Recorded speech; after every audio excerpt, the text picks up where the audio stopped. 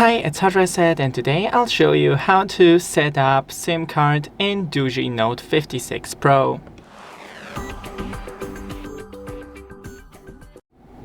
First, take off the case of your phone if you have any. Then, right here on the left side, you can see the SIM card slot. Take a needle, for example, or something long and thin, and put it into this hole right here and push down. Now you can see that the slot popped outside. Oops, I just pushed it back inside. So let me once again.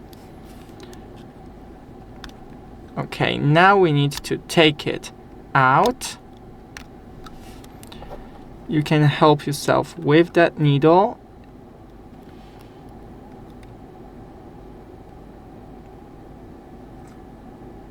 Okay. Now we have a tray. Take your SIM card that I have right here and insert it into the tray. You can see that the top left corner is cut. It's not a normal corner, so the cut corner goes into the cut corner in tray. And now put it back into the phone. And that's it. Thanks for watching. Don't forget to leave a like and see you in the next one.